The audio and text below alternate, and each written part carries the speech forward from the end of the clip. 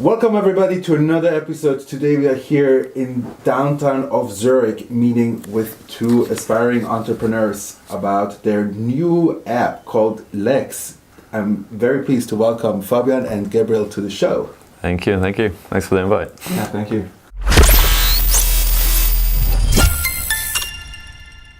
Welcome back to another episode today with two entrepreneurs and their legal tech app. Gabriele, just take it away. Yeah, so I'm Gabriele, I'm 25 and I am a law student in Lucerne. I was born in Paris, then my parents moved around quite a lot.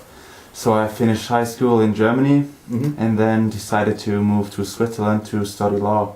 Cool industry to be in. So cool. Let's hear a little bit from you what you're doing. Well, I grew up all around the world as well. Originally I'm Swiss, but I've never actually lived in Switzerland until now for university. I came back recently. So I moved all around the globe. I lived in a lot of places, Asia, Germany, Azerbaijan, all these crazy places.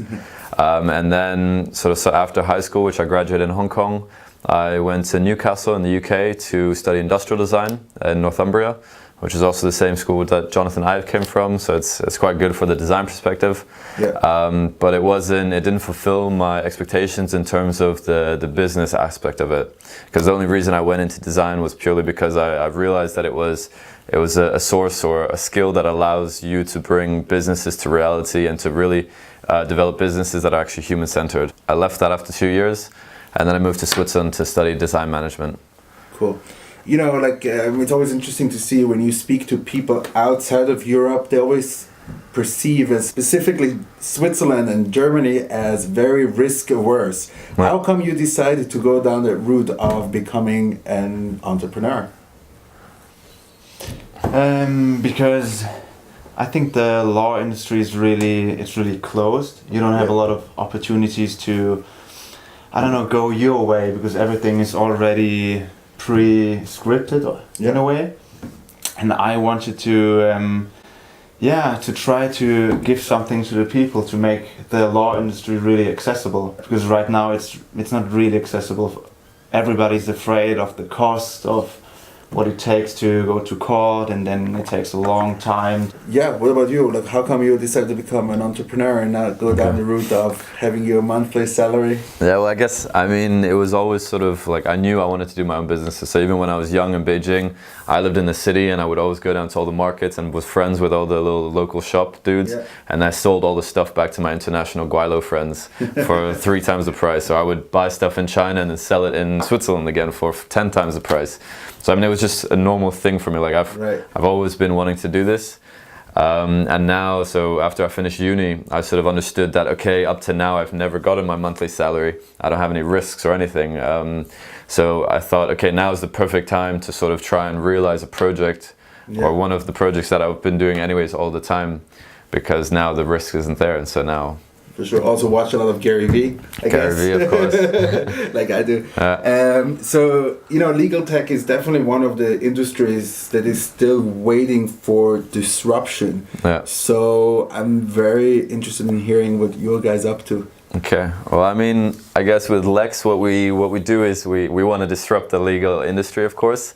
We want to make the whole legal knowledge transparent and accessible to the general public. So every Sally and Bob that are sitting on the street.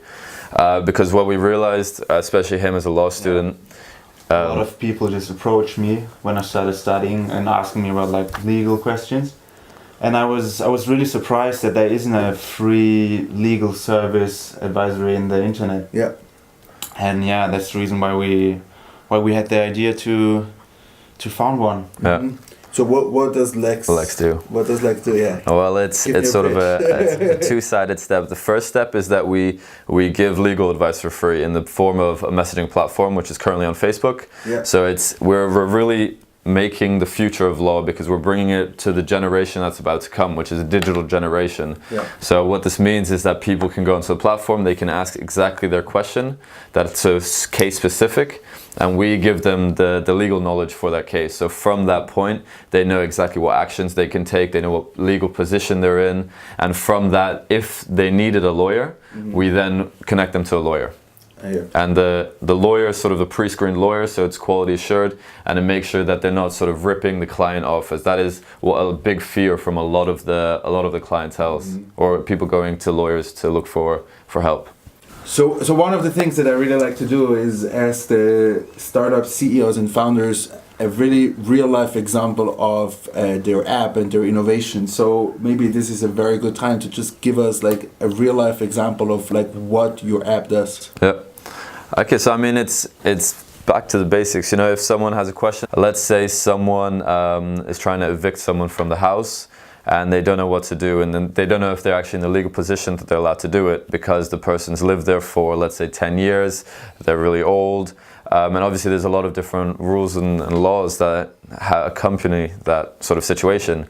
So if a person like that comes to us, we can straight away tell them, okay, look, you can do this and this and this. Came to us with that case, we could give them all that information straight off the back, and then afterwards we connect them with a lawyer that's in their area. So let's say if the person's from Zurich, we connect them with a lawyer from Zurich that we've pre-screened, and we're aware that they're good lawyers as well.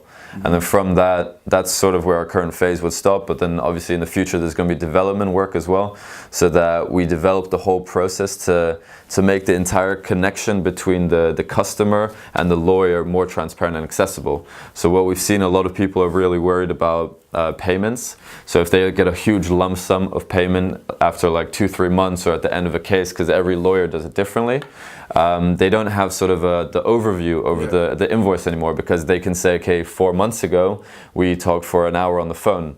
And so some people would prefer it on a weekly or on a monthly basis, because that way they can still remember for that whole month what interaction that they had with the lawyer and whatnot.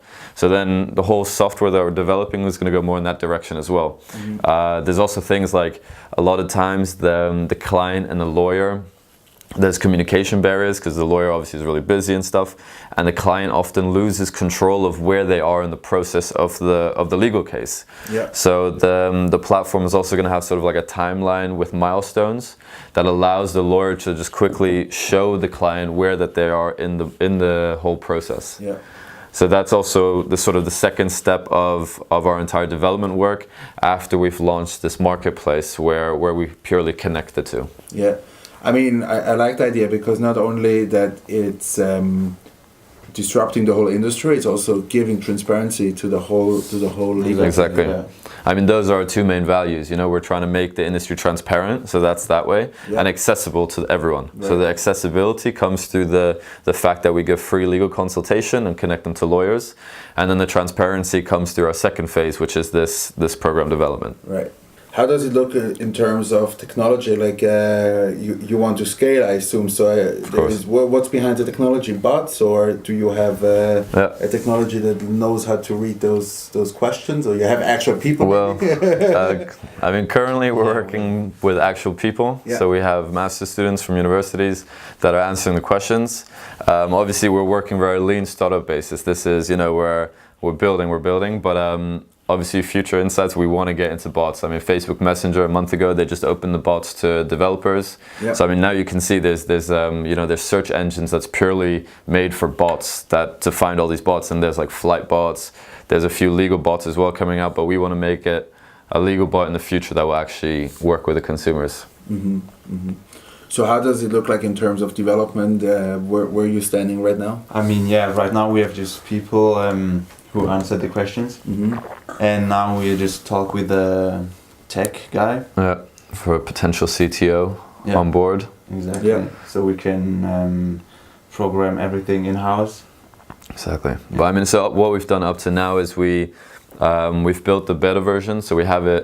The services are live functioning, so you can already go and ask your questions. You can already get connected to a lawyer. But it's all very beta, so it's very lean. And now we're the CTO, so hopefully he's going to get on board, and we're going to have the official launch of the entire sort of marketplace by January 1st. Okay. Quite soon. Tell us a little bit. I would still like to know about the business model. I assume you want to make some money somehow. So where do you see that as a potential unicorn? I think we want to make money with the connection fees. So we want to build a marketplace where when somebody asks us a question, we just give legal advice, and when we see they need a lawyer, they could go to court, then we connect them so they sign up on the platform, and then you can just see the case, and the lawyers can see the case and can connect with the people, and then we just charge the connection fees. What do you see when you look a little bit around you? What other disruption is going on in the law and legal tech? I'm asking because I'm not sure if you saw, we had once an entrepreneur on the show, and he spoke about his Law Geeks company. What they do is like they analyze contracts in real time, and they give you immediately like a statistical value whether or not a certain clause should be included or not. So what else is going on in the law? I mean, I guess there's a lot of the things that are happening are very similar to that in terms of they're specializing into one exact small area. So there's another company that purely looks at getting money back from flights that have been delayed, because if you're longer than 6 hours, you get, I think, $650 back in compensation.